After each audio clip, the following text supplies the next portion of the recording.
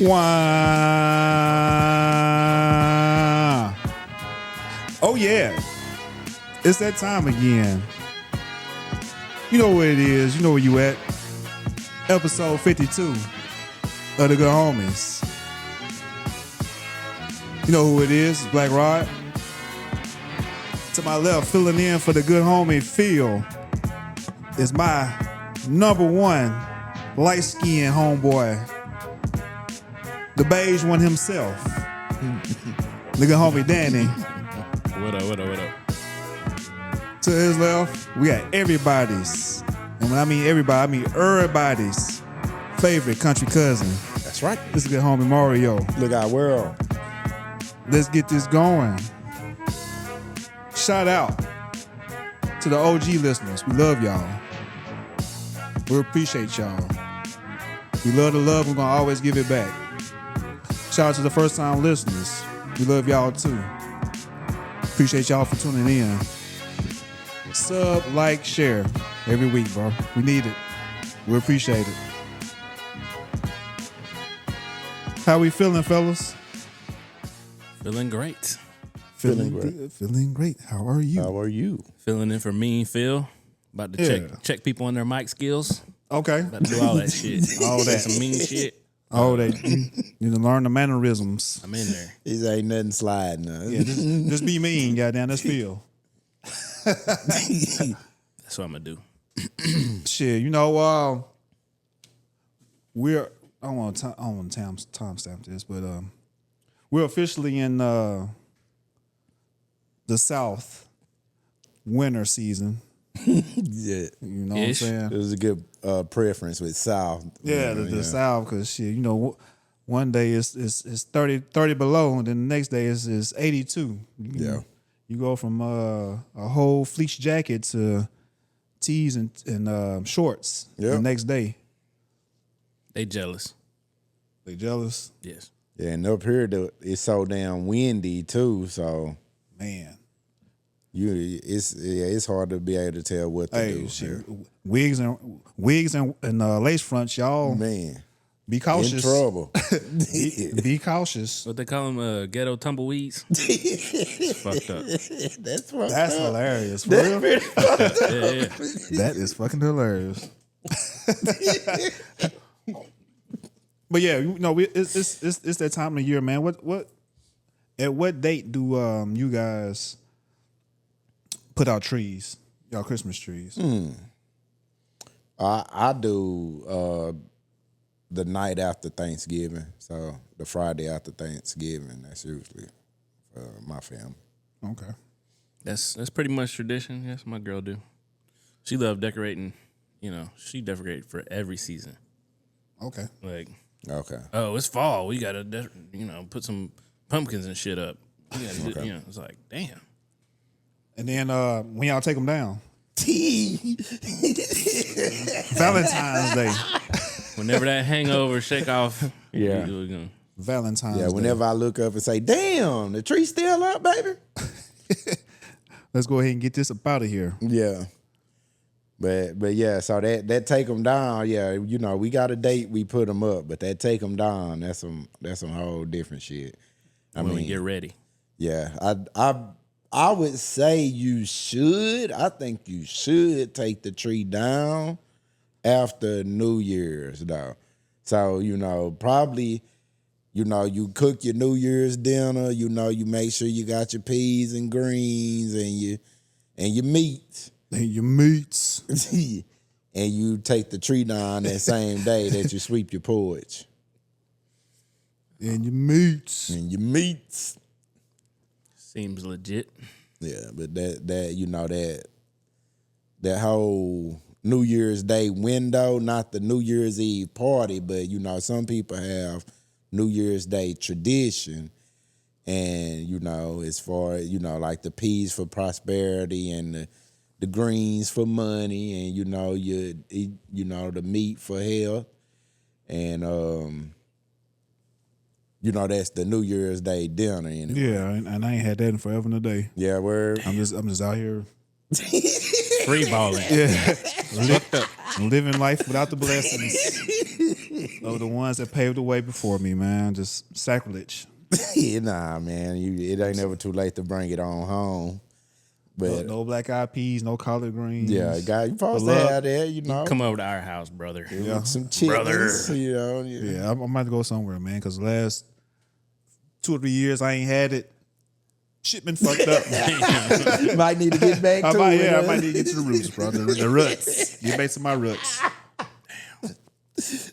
Real talk. Yeah, you know. So I would say though, as far as taking that tree down, around the same thing. I say you do all that with your New Year's Day celebrations, or maybe the day after. So, The third or the fourth. yeah, before you go back to work. If you're on time, Yeah. 'cause shit, I done seen trees up in February. Man, It's almost spring. shit, might have saw mine. And if that mug real, shoot, me personally, if it's real, it's gonna be there till they die. Get your money's worth. You get tired of it. I need to get this out of here. Until I get tired of sweeping up stuff every day. Nah, it's gonna be here. Yeah.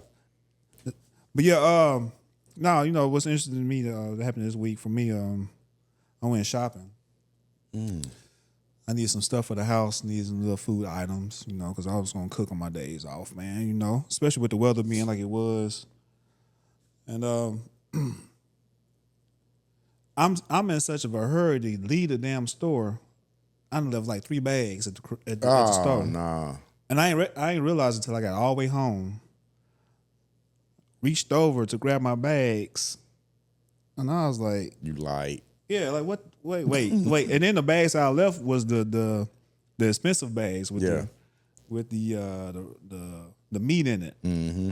Yeah, meat. I left the meat. Yeah. Gotta get the meat. Man. So you got to understand. You don't understand how many times I searched my car, thinking that maybe it done slid up on the seat. Or maybe I done put it in the back seat by mistake and not paid it, just moving too fast. No, sir. All because you don't want to go back to the Because I store. don't want to go back. Yeah. And maybe somebody didn't got me because where I left it was like the next person that could have came up could have just said, "Oh, Yeah. thank you, God. Been a blessing." Free chicken. That part. So I went all the way back. On my mind, like, if somebody got it, it's going to be a blessing for somebody. Yeah. Early Christmas. Feliz Navidad. That's noble. Yeah. That's but honorable. but I really wanted my shit. I know you did. I did not want to pay for the same stuff again. Yeah. So I get there, the lady say, "Oh, yeah, I tried to catch you before you left. But yeah, we put everything back. Just here's a bag. Go get, what you need to get." Don't tell me you went over there and got exactly what you had. It took everything in me, brother, not to be a nigga at this point in time. She gave me the bag like, you here. see the disappointment on Danny's face. Hey, she popped it too, like, pop. Here, baby, go back and get, whatever you need to get. Yeah. And I said, I don't want to mess up a blessing. Mm-hmm. So I just got what I wanted to get. What That I already was your paid blessing, for. brother. It was. But That was. I ain't want to show my ass because I do like showing my ass, but I didn't that day. Yeah. And how did it go when you got it and you came back through? Like, did you show her what you had? I tried to, but she was busy. Yeah.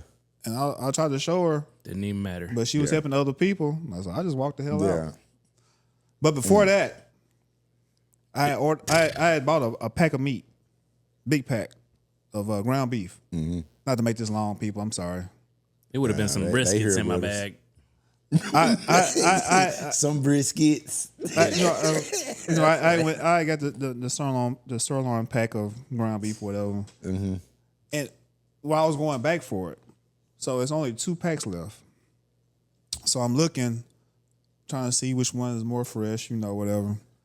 So as I'm looking at one, some guy comes up and grabs the other one. Damn. And I looked at, I was about to look at him sideways, with my nigga vision. You see me trying to figure this shit you know out. what I'm saying? To kind of intimidate him a little bit. So I looked over there at him, and this motherfucking cut up ass Asian guy. No, swole age. Yeah, look like he from Ninja Assassin. I don't know if you ever seen that movie. He was trying to get some protein. Yeah, Yeah. And I was gonna look at him He like meal prepping. I was gonna look at him to intimidate him, but shit, when I seen him, You got intimidated. yeah, I was like, shit. Let me go ahead and with this brown ass pack of meat I got in my I hand. guess this the one I want. Yeah. This is what, yeah. But he looked at it, put it back. I got it. But anyway, yeah. I could have. You could have got their ass. I could have. Yeah, you went in there, you done bought some ground beef. Like Danny said, it would have been some briskets in that bag. Down that ground beef. They been getting us, man. Hey, Ribs. Yeah, you're never gonna get your lick back if you don't get it back. Yeah. They've been getting us. Cause Man. they ain't gonna give us the reparations. We gotta take it off their ass. That part. But I usually get them anyway. But Yeah, that I day, know I was just happy that she was like, Yeah. go get it. So I got it. But Ain't anyway, let's start this pod. My bad. Rod's a good dude, man. He is. Sometimes. I get it in. I get it in. That's crazy for somebody to say that about themselves. Sometimes. I know me. I got two sides. He's still not trying to block the blessings. Yeah. There's a dark ride, goddamn. There's a dry out here that get loose. But yeah, I was keeping it light to switch gears because next topic is kind of heavy. But we started this month talking about men's mental health. This is the mental health month, and like I said previously on the other pod, go check it out. If you don't have anybody to talk to, there's always going to be somebody to talk to, no matter what you're going through. And this is referencing Marshawn Kneeland, Delonte West, and just a lot of other people that deal with mental health issues that maybe haven't sought help or maybe seeking help as showing people there's something wrong with them. But it is important, fellas and ladies, if there's something going on, talk to somebody. There's somebody you should be able to talk to, be it a family member, your barber, the lady that does your hair, somebody online. You should be able to talk to somebody. And I was gonna say, don't be too ashamed to hit the hotlines either, because if you need somebody to talk to, there's specific numbers you can dial to be able to talk to somebody and at least just have a chance to get your thoughts off. And nowadays, you don't even have to dial numbers. You can just text and be able to go back and forth with somebody over text. Much easier. Yeah. 2025. But not to get too deep into everybody's situation as far as these professional athletes. That really underscores is these people, like, we think of them as having everything that we want. That's fame, money, that. But it's you still got a brain. You still got to have problems yourself together. Yeah. And that's what I was getting to. Especially with brother Marshawn and his situation. It was a continuous talk of, oh, well, he's a professional athlete. He's making this money, and he got this, and he got that. He does this, he does that. But had a touchdown Monday Night Football. Yeah, a few days before. Yeah, it's just when it comes to mental health and struggles and the dark side of the stuff that's on your mind, like that shit is not important. That's like that's nothing. Yeah. Money, all that stuff. That like this should show you like that shit don't matter for real. Like we put a premium on, money and luxuries of life or the stuff that we want or we like, when in, you know, our reality, you don't really need nothing but, you know, food, water, and shelter for real. That's what you need, you know? And it situations like this, it comes down to sometimes people can have it all. You can really look, you know, be looking from the outside in, and it looks like people have everything. Like I've been a young black man in America before. All I ever wanted to do was being a professional athlete at one point in my life, you know? But I would also say that there is a part or a point in my upbringing that lets me know that money just can't be the end all be all for you. Right. And if it is, then you still gonna find yourself, you know, feeling like, you know, a little empty probably. If you don't have, you know, certain other things you can lean back on, then, you know, just putting your whole faith in money and luxury, it's dangerous actually. And for some people that it don't matter anyway, you know, like, you know, if money was that important, or if money and fame was all that important, then yeah, that man would still be here with us today. But unfortunately, that, you know, we might work our lifetimes to get it, but it's not really what keeps us here. Can you pinpoint a time like where you realized this, like awakening time? Where I felt like money wasn't. Yeah, because growing up, you just trying to be rich. Yeah, you I would like to be rich. Mm-hmm. And I would say I realized this. I would say I was into my 20s when I realized that, you know, money is not everything. But also, at the same time, most of us are raised to know that money is not everything, though. Right.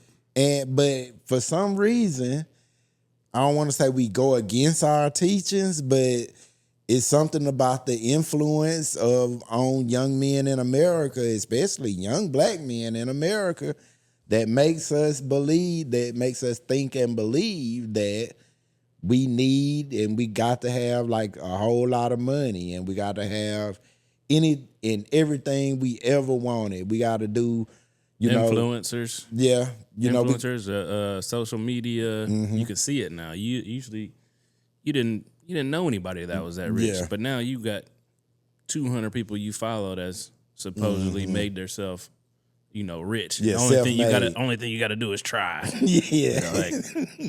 Yeah, I asked because it was brother was 24 years old. Yeah, it's sad. Mm-hmm. Like you don't before you even have the opportunity to learn about life, it's already ended. It's over. Yeah, and that's it. I guess that's that, and like I said, the part about us kind of.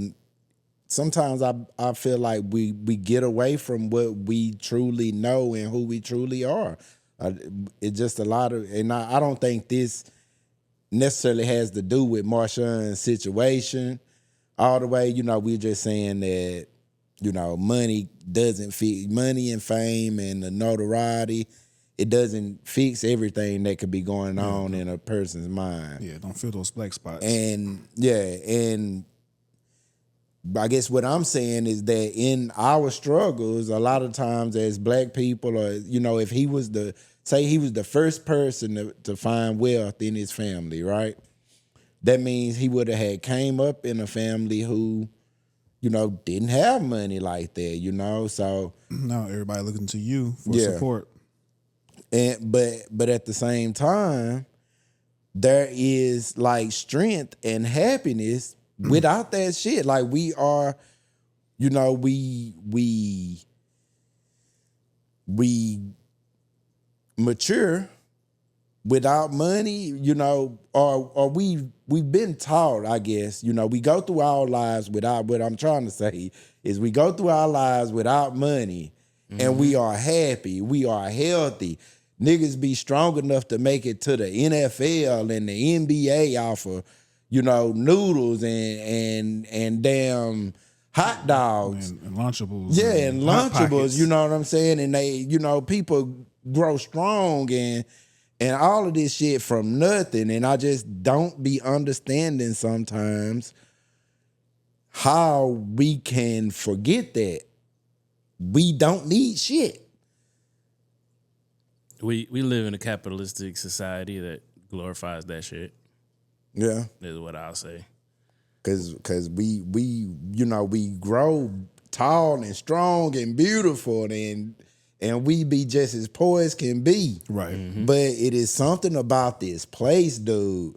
This shit they don't be doing that shit. Seem like, and I'm not in the middle of Jamaica, but it seems like the people that live in Jamaica, they get to look at the beach and eat mango and shit and be happy and not care about being rich or some of the Not having a 5-bedroom house. Yeah, that like that being doesn't able to go matter. to Six Flags and shit. Yeah, it don't matter to every culture like that, and I just be wondering, how do we come from where we come from sometimes, and we sit up and act like we value money so much when we never really fucking had the shit in the first place.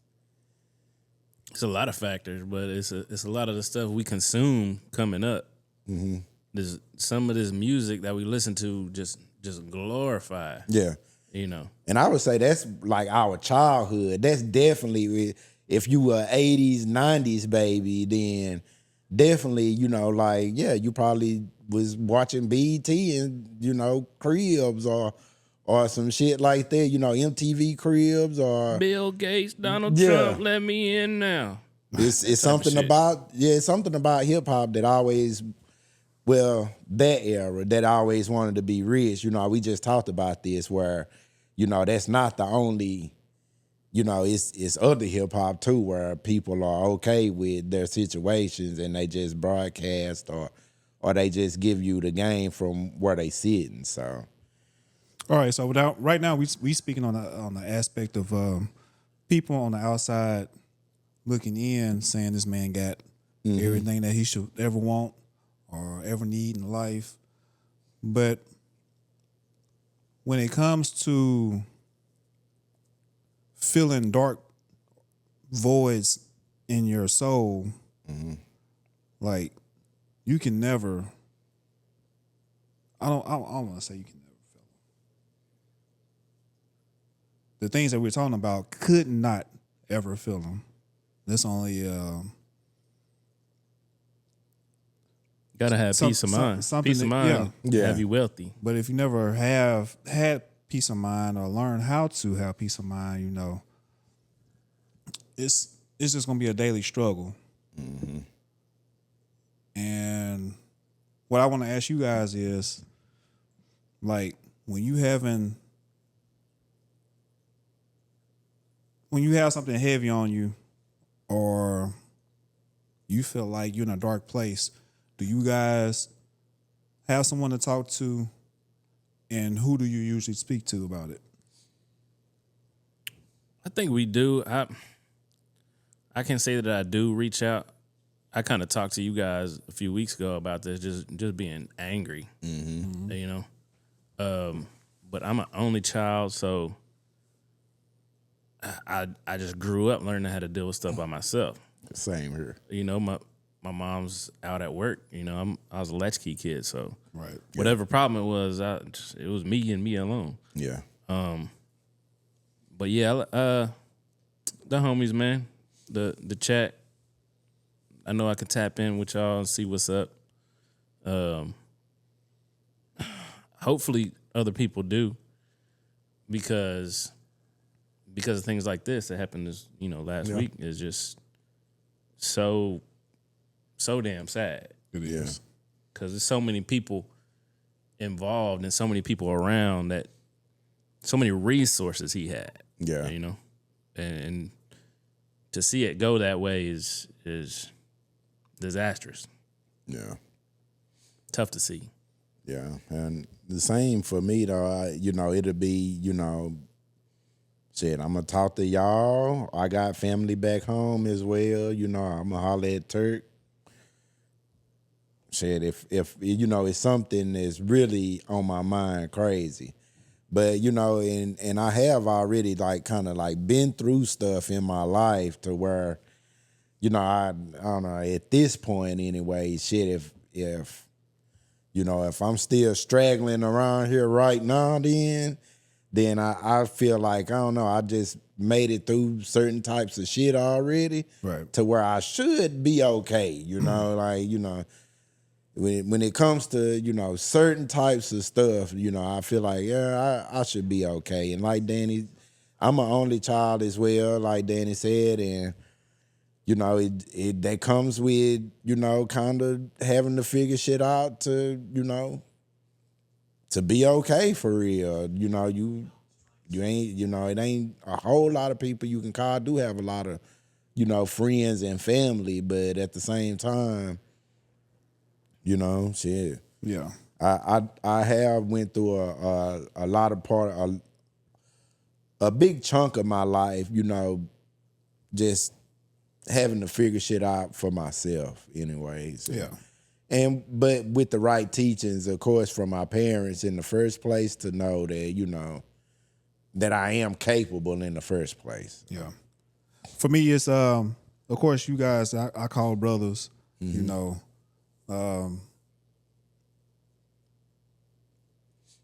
If I talk to you about my personal business or issues I got going on, I can see you're a brother, you're a loved one. So I don't want to put any names on it. But it's good to be able to open up and be yourself. Because a lot of times we can't be ourselves because we wear so many masks just from learning how to grow up in different situations and different environments when you're coming up. Yeah. From a young one, and sometimes you can lose yourself with all these masks you put on. You don't really know who you are. Yeah. So I would beg everyone that's listening to take time, take some of these masks off and learn who you really are, and whatever has you down and out and feeling like you can't go any further, and you need to pinpoint that and work on that, because a lot of times we don't want to do the work. Yeah. That's when we indulge in sometimes we indulge in the drinking and the smoking and whatever you do, pop pills, self-medicating, fuck chicks, whatever you do. But that's to run away from what's really going on with yourself. So find you a circle. You don't even have to have a circle. Just find you one person in your life that you can talk to and open up to. Yeah. And just be yourself. Guards down. Yeah. No judgment. And if you feel like you don't have anybody to talk to, reach out to me. I'm not no trained professional.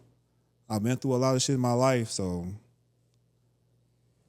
I can just lend an ear to your situation and tell you what I would do. But Black 81, Insta, if you need somebody to talk to. But for y'all guys, let me ask you guys, if somebody came to you and told you that they're going through whatever they're going through, what would be your approach, or what would you say to them to kind of push them forward? If I had it depends on if I got experience with the situation that they say they going through. So if they, depending on if I do have any kind of experience given what they say they're going through, then I would give them, sound advice. If I feel like it's something that I'm not equipped for, then I would just do my best to honestly point them in the right direction. Let them know that, if even if I don't have the answers, then that don't mean this is where it should stop for you as far as trying to find the answers. So I would, just try and make sure that if I couldn't give them the help that they do need, then I pass it along to, and just try and send them in the right direction as far as I'm concerned. Man, I would struggle. Somebody came to me with that. That's good that you be honest about that. I would, because I'm just not the guy that's gonna give you the emotional support. Right. I'm gonna try to tell you some facts. I'm gonna try to tell you, that there's people that have went through this before and made it out the other side, and you actually can do it. And yes, it feels like the weight of the world is on you, but people have gone through this, and people have gone through just atrocities, and we say it at the end of the pod sometimes. Touch grass, man. Touch grass, get some sun on you. That part is. I got to travel. I was in the service from age 20 to 25, and I got to travel and see different cultures and see how they live life, and I feel like that helped me greatly. Just to understand, like you're saying, like you don't need all these amenities. All you need is food and shelter. That's it. And I would try to hit them with facts, but my emotional type of support, I would struggle to give that person. I would just be like, hey, I'm here for you, Yeah. I'm here for you. You can talk to me. I do anything I can. But I would be hitting them with facts. Yeah. About people and how they made it through similar situations. And that's my biggest thing. Like all I can do, I can guide you through your situation, but what I can do and tell you and show you is that you're not alone. I got your back. I'm here for you. Whatever I can help you with, you got it. It's just it's a funny thing to be around. You can be around people all day and still feel alone. So whatever you need, please reach out to loved ones, reach out to friends. If you need to talk to your barber, if you need to pull up to the dude at the gas station that's sitting outside and talk to him, get that shit off your chest. Don't hold on to it. It might not feel right, but go ahead and do it anyway. Yeah. It might save you. Because you never know. It might be a blessing. It might be a blessing in disguise that you would never thought of. Yeah. And that's part of it too. Like, being uncomfortable is, you have to be vulnerable. You're going to have to be vulnerable. And that vulnerability is uncomfortable. And it's a hard thing for a lot of people. And but it's also a necessary thing too. That's one of the, like you said, what did you say? You didn't say a safe place, but like letting your hair down, like basically just be yourself. Be yourself. Take those masks off. Take the mask off. That's exactly what you said. Take the mask off. Being able to take the mask off and just, be yourself, whatever that looks like. But find that and even if you're not used to it because it's not something that you get to do often, so it's going to be unfamiliar to you as well because, the real you can be unfamiliar to yourself because you never get to put that part of yourself out like that. So, you got to just really be comfortable with, doing any and all the little corny shit you like to do or say or whatever, but it's important to get down to the roots of being yourself, doing what you like to do, be happy about the shit that you like the most, and just, shame free really. Like you gotta find a shameless place of, to be able to dump your pain off really. All right, not to stay here too long. I'm gonna do this and we get out. Okay. Have you ever been in a situation that you felt like you were down and out And if you have, what did you do to change your perception, or what words were given to you to help you feel like it wasn't over? I've been in I would say as far as feeling like down and out, I would say there was a time where I felt like I was down and out. And what really brought me back or just helped me keep my head in the game, honestly, was like my wife and kids, though, honestly. Just, and I will say that's something that I was lucky, like entirely lucky that I had on my side, was like I already had my family when, shit in my life started, kind of spiraling. I'm not gonna say spiraling, but it's just like death, Yeah. I lost some people in my life, right. And luckily I had a family to, not pour my pain into, but pour my energy into, and keep me afloat, really. But so, if some shit go wrong, it's just, I got a wife and kids that I can't leave here, stranded, or they got to sit around and watch me be pitiful. Right. Just because, some bad stuff happened which was not my life, but our life, So right.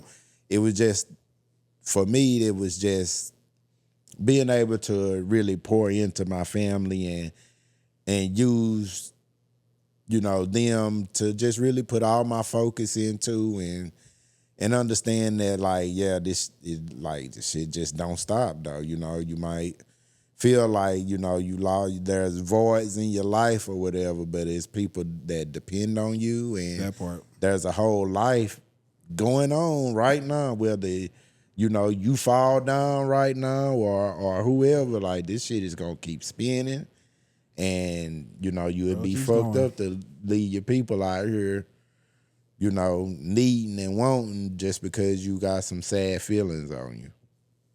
That's how I feel. That might be a little harsh, but no, that's just sad thing about being a man. Just in order to deal with your shit, you got to take care of somebody else. You got to think about everybody else. These hats, like you're saying, that we wear, is what keeps us going. The jobs that we do, the different hats that we wear, the different identities that we have within society is what keeps us going. Mm-hmm.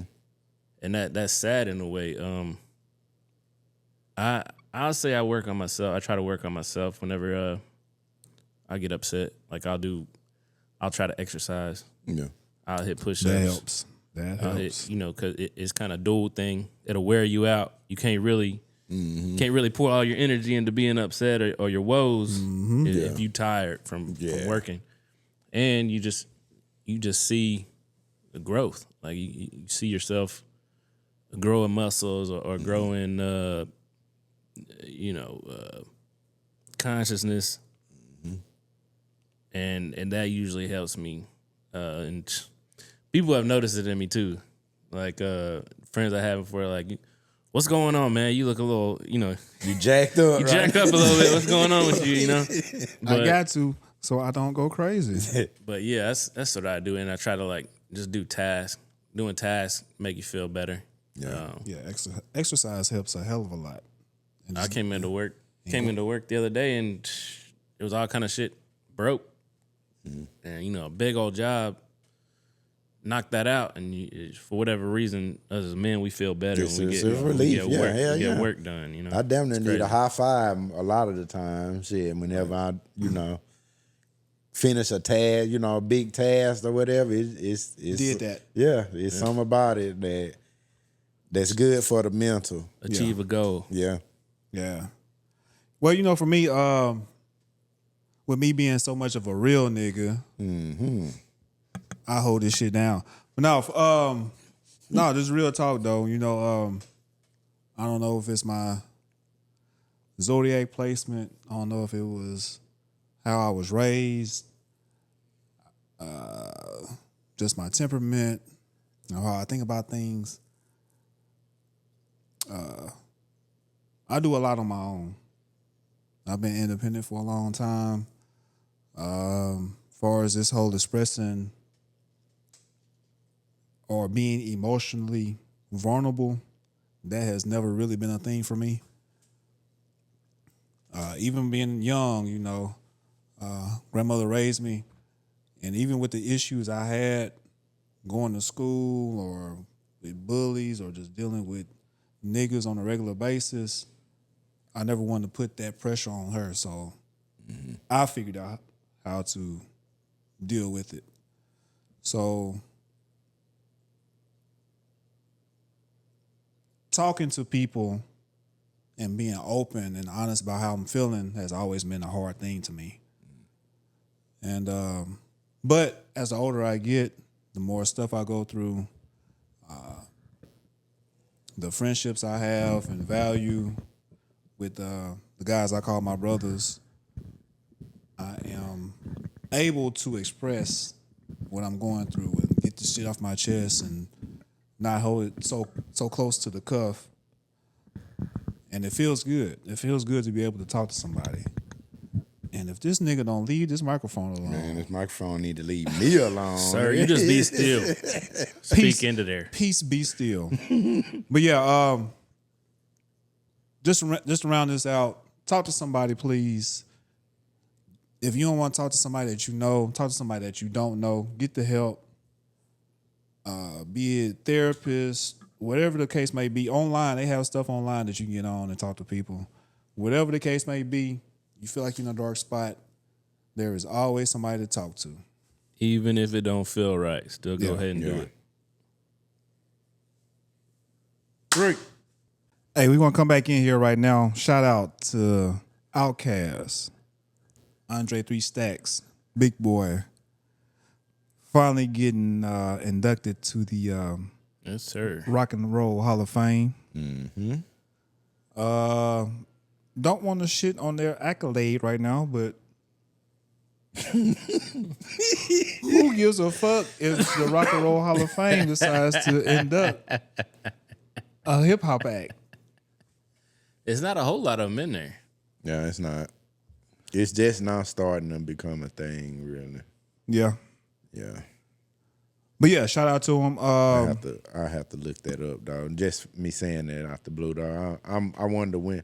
I'm gonna look and see. You about to look and see? Yeah, I'll check it out. Yeah, see go ahead. who was the first and when. But I think it was like in the 2000s, if I'm not tripping. But did you see it? Did you get a chance to look at it? Because I knew it was happening, and so what I did, I was watching. I don't know what. I guess I was watching football or something like that, and and I tuned in like right at like it started at 8. And I know I tuned in and like right at like 8:55. And right at 8:55 when I tuned in, they was finishing up doing whoever was before Outkast.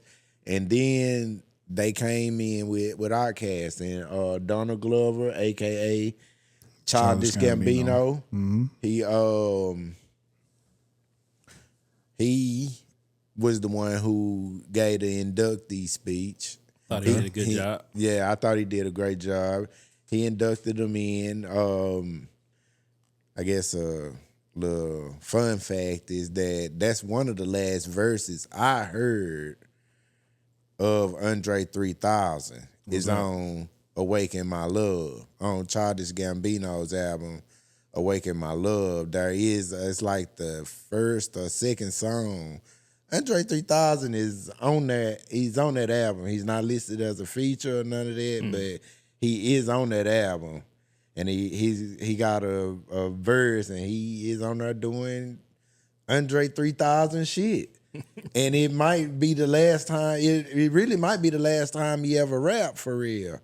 And it was, he was still, painting the picture. He still get out there. I like that one on the Frank Ocean. Yeah. He's Fucking Pink Matter. Is that what it's called? Yeah. Pink Matter. Yeah. We got him and and Majin Buu. Lil Majin Wayne. Buu. Yes. Pink Matter. Yeah. Boy, but Oh shit! I don't know what that was talking about. But yeah, so but yeah, but he inducted them. Donald Glover inducted them. He had a great speech. They had a great speech. As far as Big Boy and Dre, when they did get up to the podium, they really gave it up. They gave a lot of credit to pretty much just the people that was around them and, the people that really raised them with this music shit, Yeah. And, they gave a whole lot of credit to Goody Mob, which The good die most of a bullshit. It was on every album. Yep. And which makes sense too, though. It's like, Goody Mob, Outkast, Future. Mm-hmm. They The Dungeon Family. Yeah, the Dungeon Family really good, It was a group called Society of Soul. You ever heard that album? That's a real good album. That's from Organized Noise. All the people that did the beats. Mm-hmm. Rico Wade, who passed recently, R.I.P. But yeah, that's where they had an album too. Okay. And that was like early 90s, whenever all the Goody Mob and Outkast coming out. But check that one out. That's where they all come from. Okay. The little rooms, like you was talking about in this speech. Yeah. So yeah, as far as little rooms, let me play a little small clip of Andre three Stacks. What he had to say. Okay. Rich man, we love you, man. But one thing that he said something about little rooms, and we started in a little. Hey, black men, be vulnerable. Be vulnerable. There ain't nothing wrong with it, man. It's not. And the ones that's too scared to be vulnerable, the ones that's gonna talk shit.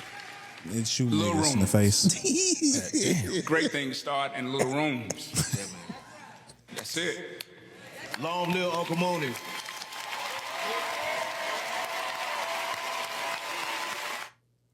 But yeah, that was very emotional, and I think this ties back into the whole mental health, especially black men's mental health. You have to be okay with being vulnerable and showing emotion. Like, we've been trained so long. I don't want to get back into it, but we've been trained so long to not show emotions, to be steadfast and strong and the backbone. But anyway, Outkast. Yeah. So I guess I was still talking about the speech.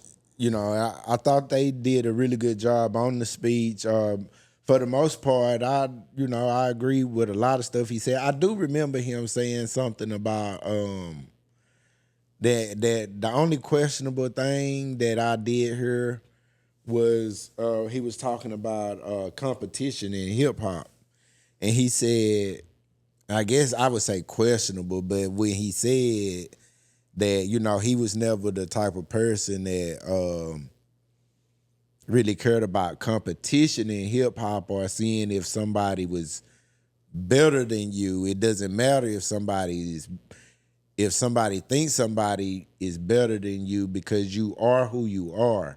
Mm-hmm. He said, you are who you are. Like, we are who we are. We're not, saying somebody is better than you or whether they are or not. That's kind of crazy, because nobody does the same thing, Right. So that whole I thought that was profound. South, yeah. That whole King of the South conversation that happened around early 2000s.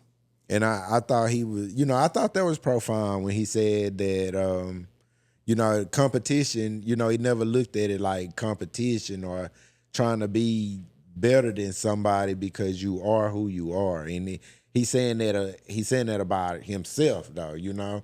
So that's, you know, that was something that stuck with me.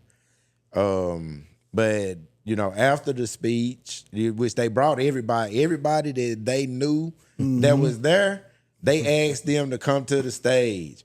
And when they was finding out that people that they knew was there and they wasn't up on the stage, they was stopping the speech and saying, "Hey, bring your ass get on. your ass up here on this Bring that stage, ass. man. We need you up here with us. This a whole family thing." So I felt like they represented themselves well. They was in there hollering ATL ho at the Rock and Roll Hall of Fame. As they should. Yeah. You want to see the list? You want to hear the list Yeah.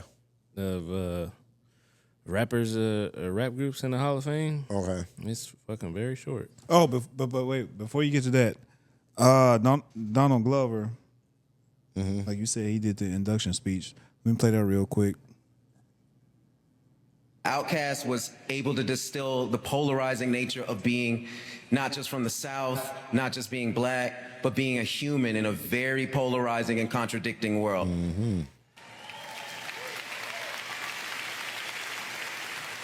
Outkast made it possible to imagine experimenting on the biggest stage and to aim for the impossible. If I had to describe what I thought a 13 times platinum highest selling rap album in the world would be in 2003, it probably wouldn't have been a rap duo, and it probably wouldn't have been a double album that split the genre in half with 2 consecutive #1 songs. That was a good time though. It probably would have been that. Listening to that Because album. that sounds insane until it isn't. Until you see it and feel it and know it. A lot of black music deals with what was and what is, making sense of a reality we were placed in. Outkast seemed to effortlessly explore what could be. They made every experiment sound like a destiny. Yeah, man. Yeah, It's true. I concur. Yeah. And the list you gonna Ah, hit man, the list. The list is Oh, for the inductees? Yeah. inductees. Okay, so let me get in my bag real quick before you even get to it. Got me again. Me being the mature age that I am. Old timer. No, nigga. I caught the back end of a lot of stuff. No GMO. My mom listened to Salt-N-Peppa, Big Daddy Kane, And shout out to Salt-N-Peppa because they got and- inducted too on the Yes. same night. and that's why I was bringing that up. Okay. LL Cool J, like all that. I caught the back end of that, but for Salt-N-Peppa, 2 MCs and a DJ that was laying club bangers for that time and even Yeah. now, like that's some good shit. Yeah. But you know, it's They fun. they really some Some pioneers. yeah, they some pioneers They some for real. pioneers. Like they was doing the same Female. shit. Female. The same shit you think Cardi B doing right now. They was doing that shit. You know what I'm saying? I'll push it real Which is good. it's crazy. Like What's crazy is how people were still like Otis Redding. shocked. Like people were just like, oh, this is too much. Oh my God, this can't be happening. Yeah. Wet ass pussy. Yeah. What the- Yeah, they've been talking about That's the Yeah. 80s, man. yeah, that's the 80s. And They just said it different. That's yeah. it. That's it. And you know, with Salt-N-Peppa, like kudos. Yeah. I grew up listening to you guys, along with a lot of other people. Like I'm so like you don't understand how proud I am to have grown up in the time and era that I did. Like, I caught a lot of. When I say I know music, Yeah. I expect niggas to understand that I really know music. Yeah. Because from what it was on the back end of the 80s to what it grew into the 90s and then the 2000s. Like I was there for everything. Like nigga from rotary phones. I call the back end of you had to click 9 and to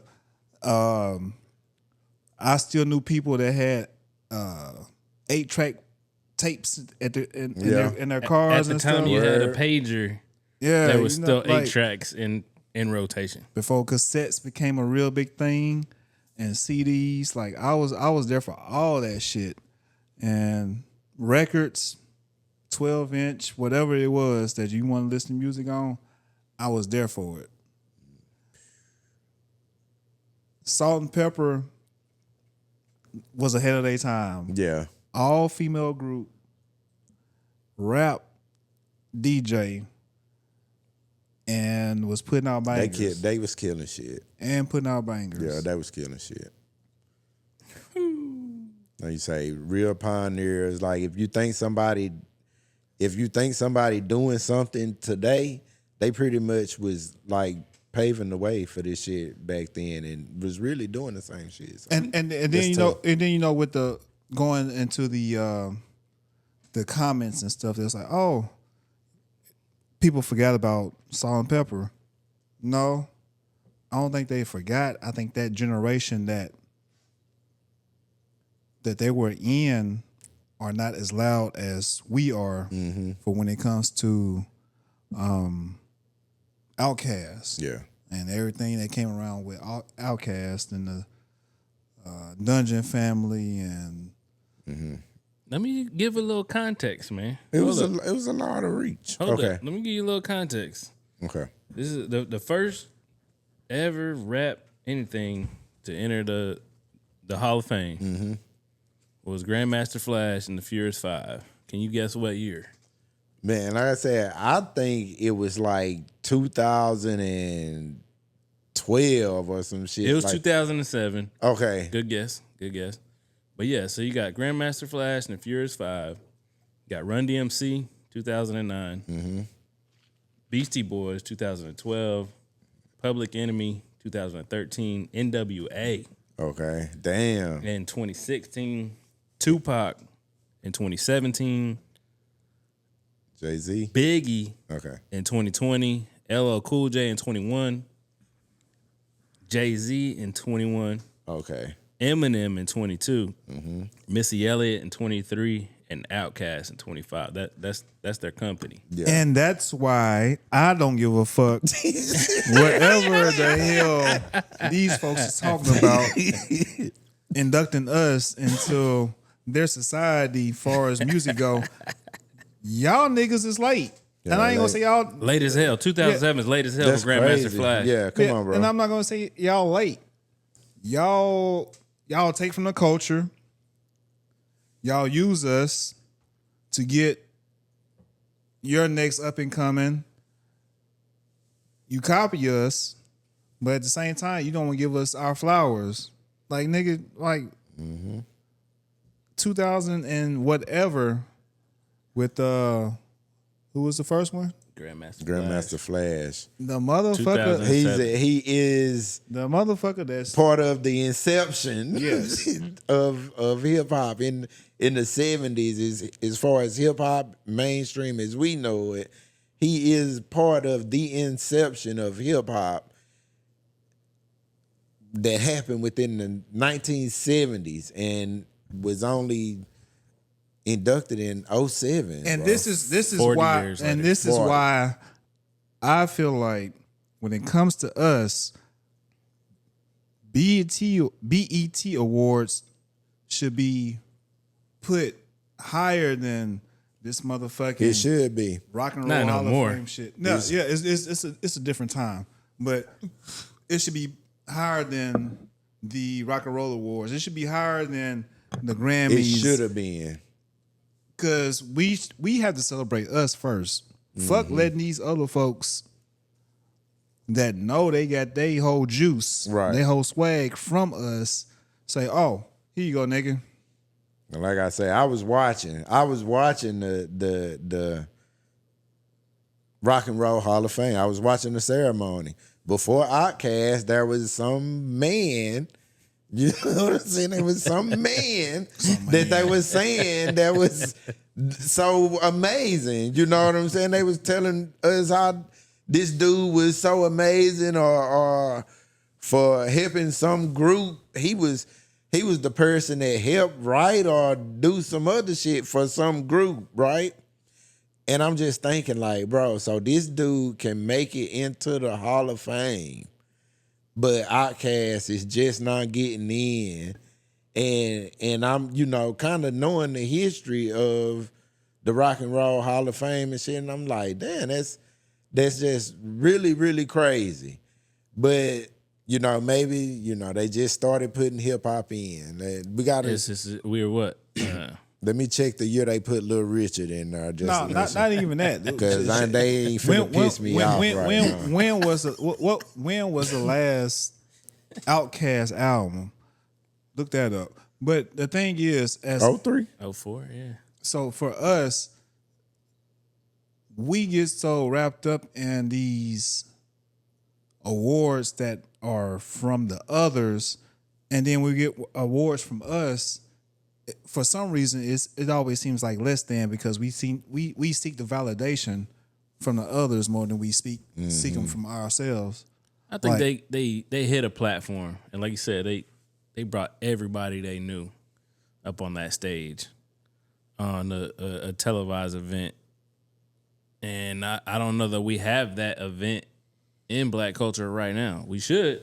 Yeah. You know what I'm saying, but I don't know if we have that. BET Awards ain't that. But BET ain't BET no more. Exactly, owned by a white man. Like, it's not the same. Viacom. Yeah, Little Richard was inducted in 1986, and I can't give him no bail or whether or not I still don't know if it was right. But when I don't know enough when about did they it start to know if that was What right. you mean it was right? When did they start inducting people? Because it probably should have been earlier. It probably should and could have been earlier. Yeah, because if there's no one of the first rock acts. If Elvis went in before him, then that was wrong. Yeah, if there's no him, there's nothing else.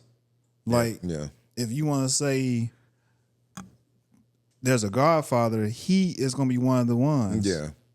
Him, Chuck Berry, right? Yeah. That everybody else placated to. Like, I don't know. That's their shit. I They ain't gonna say I don't motherfuckers know. took that shit and say, this is our shit. I'm just tired They of the took bullshit. that shit and say, nah, this us. I'm tired of the bullshit. And just like, we can get into the whole there's no rap or hip hop artist or song that's in the top whatever. That's fine though, because all that shit has changed. Yeah. It has. With streaming and none of that shit is everything like, digital. Obviously, it doesn't mean what it used to mean. Yeah, it don't mean what it used to mean. Being on the billboards, who gives a damn? Tell me what SoundCloud is more important than your billboard. Shit. Yeah, you send me some money so I can pay for these bills. Nigga. That's about it. That's all billboard is money. But to me, that don't they can holler billboard, but within the culture or the people I'm around, like nobody's listening to that shit. Like who listening to what's on the top of the billboard anyway? I don't even know what it is. Yeah. So, I think that's a good thing that hip hop not on the top of the billboards, because now we got our shit back and we tell you what's good. If it's not up there, then we tell you what's good, not the other way around. And I think it's been the other way around for some time now, where motherfuckers kind of just saying, here, like this, instead of you choosing I don't know if it's what you really like. All that, it's just irrelevant now. Like, I don't know if it's good or bad, but the billboard is not relevant no more. Yeah, that's not how music is delivered anymore. Yeah. Like, you're people pay to have music on the radio. So who gives a damn about how many radio spins you got? Like, Yeah, and that's kind of weird to me too, as far as like, because they claim that like people are really still getting, as far as artists, they still getting paid really good by how much they get paid on the radio or get played on the radio. I hope so. Yeah, so if if you high on the billboards, that means you gonna get played on the radio, and that's gonna, make you money. More money, I would say, than streaming. Radio placements get you more money than streaming. So, but the radio, your company had to pay the money to get you on the radio, and they're gonna deduct that. yeah, so that's true. Especially if it's not organic. I feel like real artists, the touring is what actually gets you the money, and they vulturing off of that too. And that's what I guess that's a question that I want to ask y'all is what, and you said touring, but what is the real metric right now? Like, in the 90s, you could sell 1 million records. Like, if you sold 1 million records, you popping. If you sold 1 million singles, you popping. But people was really having to show up and buy that shit, though. I would say going viral. Right now is going viral. That's the metric. How many eyes can you get on it? But no, I'm saying... I get what you're saying. The metric now is the streams. No, but what? No, I guess... I'm saying it's different than the streams. I'm talking about actually going viral on one of these social networks is going to get you more money than definitely some Spotify streams. But like if you just capitalize on going viral, that's you blowing up. The radio paid for. The streams, you're not really getting money. And the touring, you get money if you got a business sense. But these Live Nation stealing all your shit. But if you go viral, allegedly, you just got your fucking page and you just sell off your page. You don't gotta have you don't have to have a rec company now. You could just sell. You could say, hey, this is 50 cents, $1 off my page. Yeah. And you can download this. But for me, the metric would be shows. And yeah, shows. How many tickets you can sell? Okay. Because like you said, it's different right now with the whole. I don't like how streaming shit is set up right now. You have to have so many. It ain't fair to the streams. It ain't fair to the artist to count as an album and all this other stuff. Streaming is not fair to the artist right now. They got to jump shit. No, the only way it changes. When back in the day, you had to go to the store, Yeah, bro. give them money. They give you something in your hand. Yeah, and that's a sale. When they let it go from iTunes to streaming, like iTunes, okay, that's okay. You still having to buy the art, but with streaming, it's free. It's free. This shit is free, and you can pay Apple Music all you want, but like, well, that's not streaming. That's downloading. Downloading is free. It used to be you could get an MP3. But no, it's not free. Okay, streaming you paying. Yeah, you still paying. But the artist's not getting paid. A monthly. But yeah, you paying a monthly. But and I mean, it's damn near free. I shouldn't have said it's free. It's like basically I can remember I was buying like a album, at least one album per month, probably two. If I and you know what I'm saying, I was in a one house, like a one income household and shit. So, but I'm a music lover, so that's one of the ways I would treat myself is by buying an album.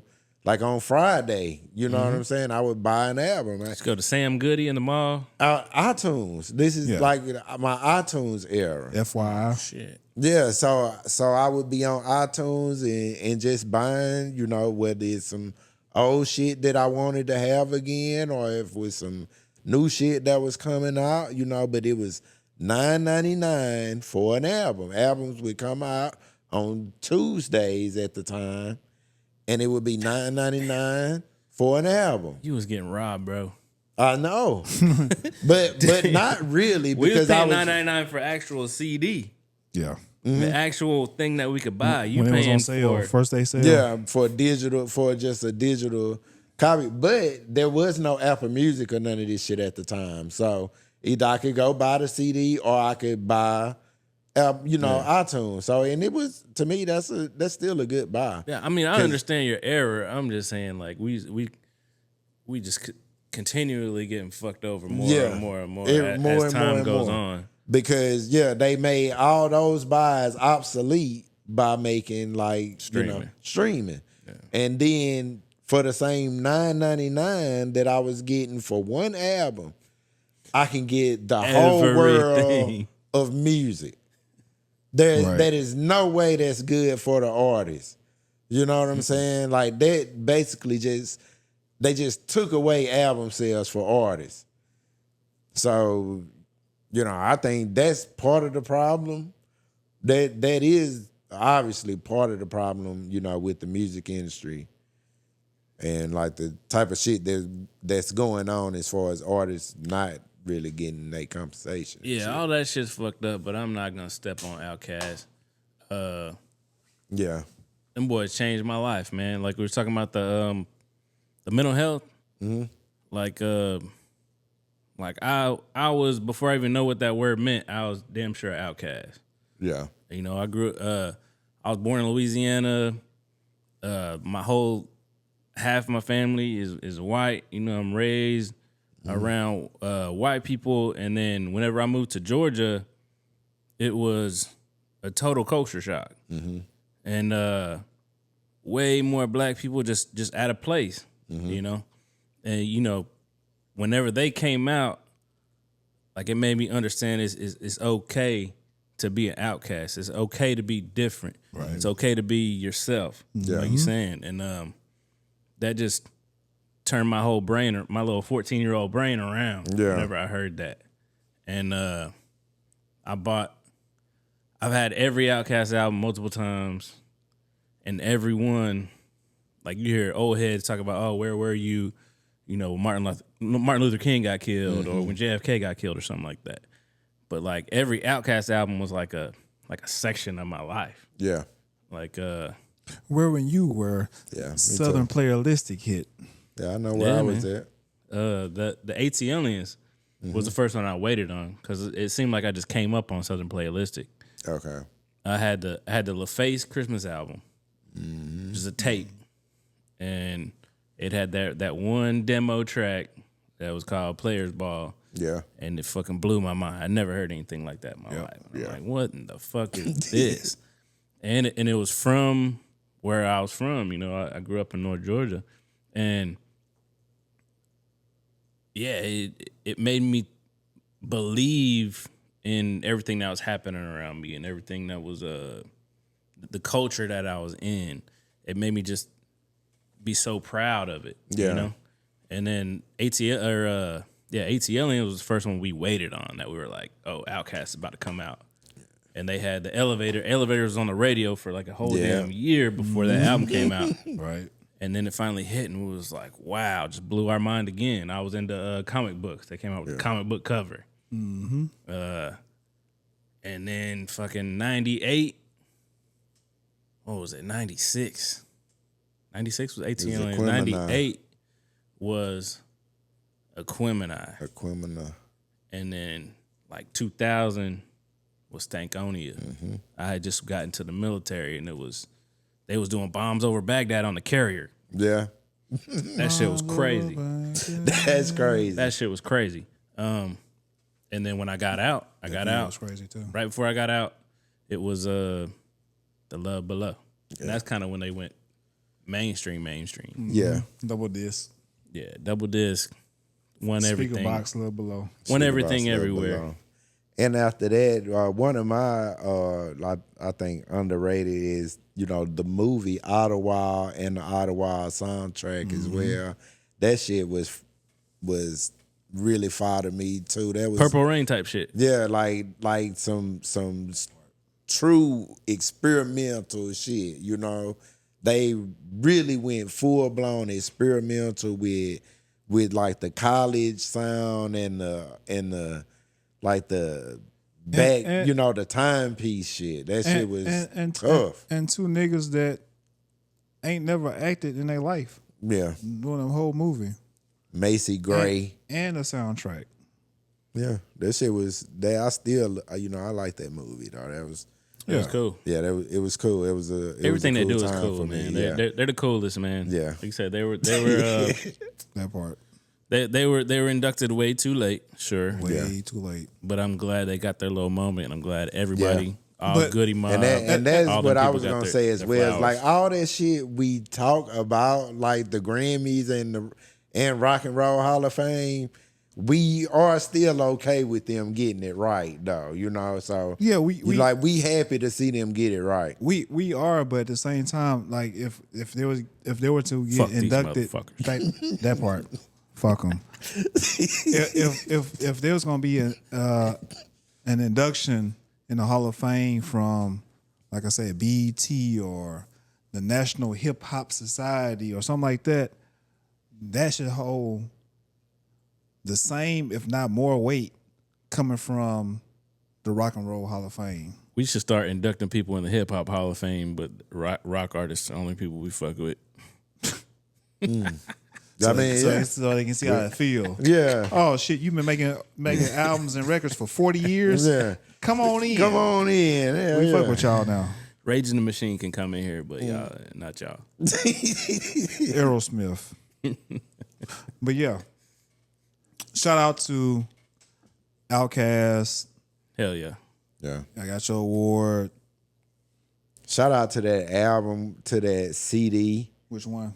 the Southern Playalistic Cadillac Music. With Aphrodite with the Afro puffs and the Yes, titties sir. out. No, that was Shout out to In the that. Bush. To that. It's not the album cover. I think that's but Stankonia. it That's was on the Stankonia. CD. It's a CD cover. It was on the CD. No, that's Southern Playalistic. No, Southern Playalistic was the first one. Oh, well, that was two different ones. No. Yeah, Two it's two different different ones. It Yeah, is. They it's two did it on different ones. They did it on Stankonia Stankonia. too. They did it on Stank, but she was like an alien chick, though. The Yeah. Stankonia girl, she was But she kind of had, like Afro yeah. puffs. Muff. Yeah. Afro puffs with the hair. bush. Yeah, Curly yeah, got hairs. to have. She gonna have the bush every time. With the You're soft right. hair. With the You're soft hair and the titties out. Yep. Nice. That was nice. Shout out them covers. Shout out. Go check them out. Man. But let's keep it Creativity. in the whole Black excellence lane.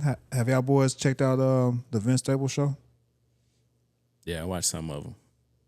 I watched the whole first season. And that's what I was doing before I turned to the shit too. I was watching Vince Staples show. And then I was like, oh shit, I was supposed to be watching the Rock and Roll Hall of Fame. I ain't want to miss Outkast. And I ended up putting it on there right on time. But so yeah, I did watch. I finished the Vince Staples show. I did too. I couldn't stop watching that shit. It's only like 20, 25 minutes. So I was faded. I went to sleep. faded. Yeah, I watched it and I was like, damn, this man is sick in the head. Spoiler alert, if you ain't seen it, fuck you. You should already have been seeing it by now, to be honest. Like, Fuck me. yeah. Damn it. Damn, Danny. But yeah, the second, if you've seen the first season, the second season is not disappointment. It's based around what all black folks go through, and at some point in their life, the black funeral. The black funeral. Death in the family. Yeah, death in the family, and all that entails that, and what comes with that. Mm-hmm. Like old memories and getting the family together to come to one place, and the family might not be able to, might not like each other. Yeah, getting them family members around each other that otherwise And would wouldn't never be be, around but they each got to other. come together And out you of stressed respect. out. And yeah. you stressed out. Mm-hmm. And you having to, share rooms with people that you had problems with. Yeah. So for me, it was just like it was like a healing journey. You know, to me, the second season to me is just like a journey. It's like a journey of healing it's a healing journey for other family members, but for him, it's like him coming into his like another stage of manhood. Really, yeah. It's like him having to take the mantle as like king. Really, it's a passing of the torch to like the king on some you know, some type shit. Like Uncle James did what he did. He the next and up. got us on and shit. I'm next up. I'm That's- next. Like I gotta go through this journey. That's, and that's shit. why I got the crib. Yeah, I gotta hold it down for the people. Unc say shit, I'm supposed to do it. So it was tight. I like how he do whatever the fuck he want to do. Yeah. Man. It don't matter what subject the episode is gonna be about. He's again keeping with the theme, being yourself. Mm-hmm. He's damn sure himself, and every episode is whatever the fuck he want to do. Whatever you want to do. Motherfucking karate scene. A whole fight scene. He had a karate scene. He did, yeah, I saw that. But like no, second episode. but Karate just, mixed with but just street fight. But just to kick it off with the season, they rental car. Yeah. Trying to get a rental car Yeah, just to make his mom happy. to go to the funeral.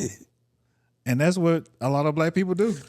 Yeah. I ain't finna drive my shit. I'm about to go rent a car, and I'll be out there in my rental car. Because when I pull up in this new Cadillac, you gonna be like, oh shit, so and so they doing it big now. Yeah, they doing it big now. And you know, and that's what touched home for me, like the realness of it, because they could have easily, with Vince being a celebrity, he got money. He take care of his mom. Like they could have easily drove whatever little shit they had to go. But no, we gonna we ain't finna put them get miles her. on. Yeah, we gonna go get her. Black people, we gonna go get a rental. I want something nice. When I pull up, you like, oh yeah, that's nice. But yeah, I just like the whole singular thought that they have for the whole season, and it's just based around getting to the funeral. Like I don't know if there's more episodes. What you mean? Like coming up. I think I think they should never stop making episodes though. Yeah, but for this season, I think that's it. No, okay. I think because the first season was short like that too. Yeah. So I think that's it. But I think they should just continue whatever formula they using. They should just continue to like keep using that shit. They doing a real good job. And then this nigga talking about some white man called Massa. Like, hold on, bro. Yeah. For like 2 or 3 episodes. Yeah. Massa. Yeah. And then they Massa dead. Massa dead. Who killed Massa? I'm gonna finish watching that shit when I get home. Yeah, you got to. you You got to should. get to who killed Massa.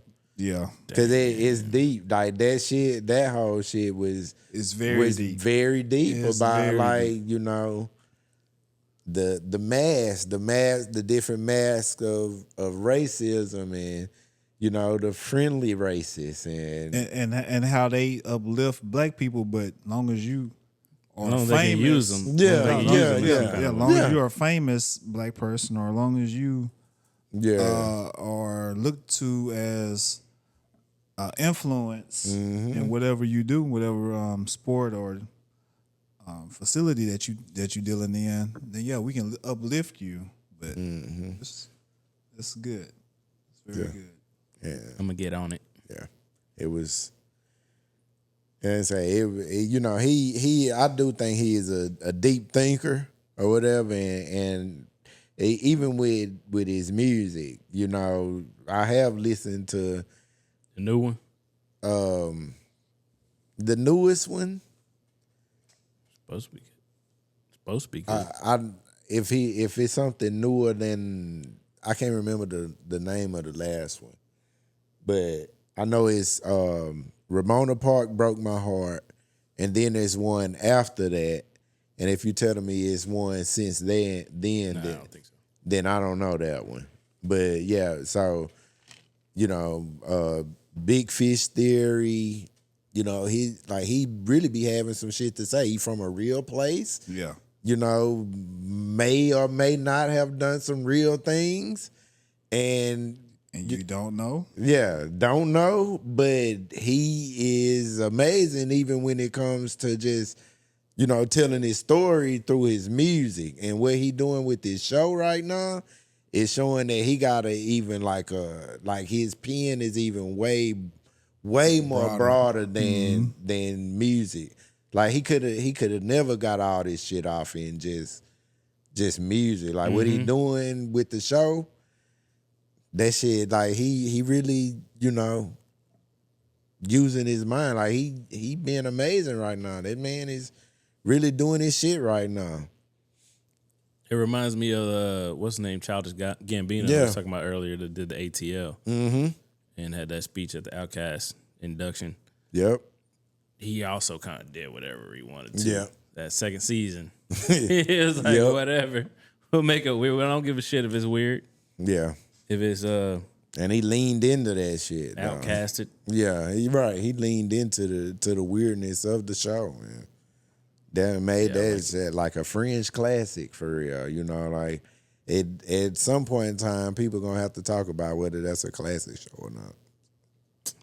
It was good shit. It's good. I like it. Yeah, shout out to the Vince Staples Show. Y'all check it out. Go check it out. Yeah, check it out. First for sure. season, second season, both superb. Especially if you like Atlanta with Childish Gambino, it's kind of in the same lane. Some left brain shit that you would. The twist is crazy, very crazy. Yeah. I was thinking and a song, for some reason I'm thinking about this song. A song by him is called Sparks Will Fly. It's off of that Ramona Park broke my heart. And like listen to that shit. If you like say Me and My Girlfriend by Tupac or some shit, like listen to Sparks Will Fly by I think it's called Sparks Will Fly. Ramona Park broke my heart. What the hell I do with my phone? It's gone forever. Gone forever. Forever. So I can't. Yeah, too bad I can't find it. So if I said the wrong name about that song, then y'all just will never know. The world may never know. How many Just licks told does it y'all take to some get? shit you ain't gonna ever find out. Try about. and find that shit. Yeah, look for it all you want. You will never find it. But hold on, Rod. Before you send us up out of here, I know what you trying to do, boy. Dun, dun, dun, dun. Before you do all that, man, let me find this song right quick. He's all over it. But shit, not even that. Like, I was gonna say some ignorant shit because I'm good for that. Phil's not here. You gotta fill in for him. It's called When Sparks Fly. Okay. When sparks fly. It's pretty damn good. Yeah, but- I feel like I ain't said enough out of pocket shit. I got your back, player. There you go. That's what I do. Don't be sitting up here trying to I need that. say as much out of pocket shit as Phil, man. Yeah, it's a high bar. Ain't it? It's a high bar. Big shoes to fill. Nah, don't sit up and try to do that, man. But just real quick before we get out of here, it's Men's Mental Health Month, right? Mm-hmm. So how the fuck? And I want y'all to think about this. How the fuck does a man supposed to have any type of good mental health in the same month that's no nut November? Yeah. They not trying hard enough. I don't like it. I don't like it. It sounds like a setup. It is. It sounds like a setup. It is. You want me to be all I can be in the army, but I can't bust a nut. Yeah. All right. No nut November. Motherfuckers just do whatever they can to make some shit rhyme. And Cause that's crazy. Shout out to the veterans though. Veterans Day week. Yeah, shout out to the vets. A lot of Shout out to lot of you. regular ass people didn't have nothing else they could do with their life. Judge told them to go. You gotta go there. You gotta go to jail. I was out there fighting for everything we got. Shout out to you. Yep, Yeah. that part. Shout out. Any veterans out there, we know you, we see you. We're not trying to get you to join the military. No. Actually, don't do that. But shout out veterans. Hey, hold on though. I'm sorry. You was the only child and you joined the military? Yeah, man. You can do that? Yeah. Yeah. You just can't get drafted. Oh, okay. Like, if there's a draft, they can't come for you. Oh, okay. Because I didn't know that. You had to carry on the lineage. Yeah, you that's just what I had to heard. be I heard age. that you couldn't get drafted, but I didn't know they would let you go in. Man, I'm gonna say this. I feel like that's for white people. I feel like they would allow any If you want to, any black person because the rules changed. You know, people were a lot of people wrote about that this week because it's Veterans Day, but people came back from wars expecting benefits that everybody got, and they didn't get them. okay. You know, like the GI Bill and shit. So I don't think they would even looked in to see how many brothers you had. They don't give a damn. They don't care. They just now did away with that. There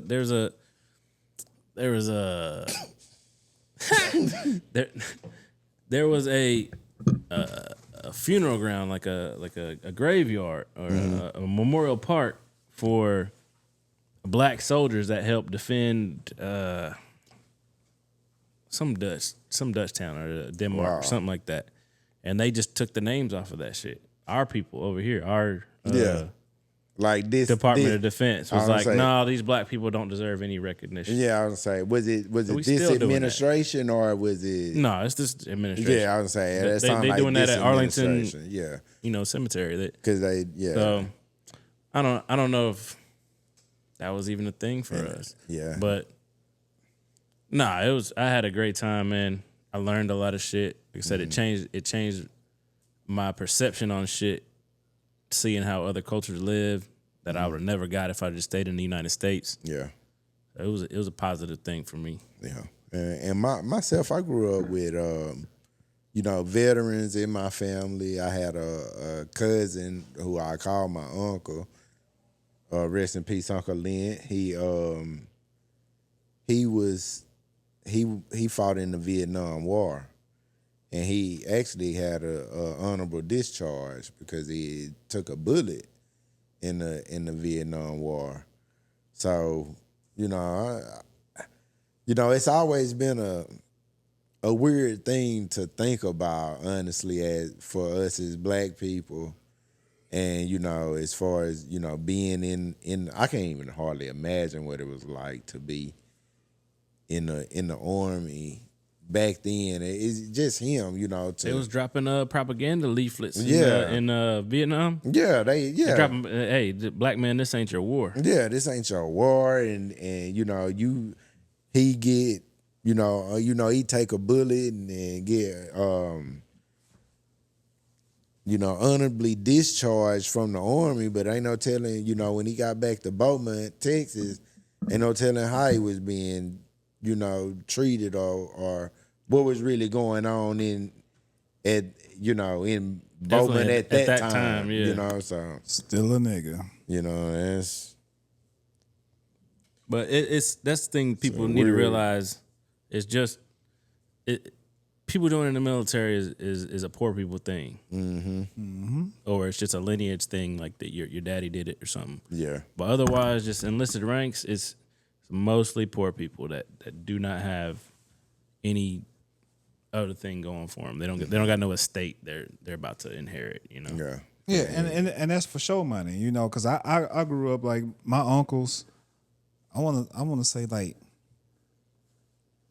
shit. Most of my uncles they went through the military. Yeah, I had most of my cousins, first cousins, went through the military, but that's a for show job. Like you don't have to have any credentials. You don't have to have any experience. Shit, we need you. Come on in. Yeah. If you do your dub, your 20 years, so you can retire with full benefits and everything. So socialist institution, everything paid for by the government, but we protecting socialist institution protecting capitalism. That's what that is. Happy Veterans Day, Well, I y'all. say, Happy shout out Veterans to the Day. veterans, dog. Shout out for to the real. veterans. We love y'all. We appreciate And everything we y'all are, did. we are very appreciative. Did and does. And in doing. Mm-hmm. We good? Yep. Hey, yo, DJ. You know what time it is. Final thoughts, fellas. What y'all got? Keep at it, man. Keep getting your exercise. Keep, paying attention to your health. Love yourself. I'll say support the homies, man. Whatever they got going, go do that shit.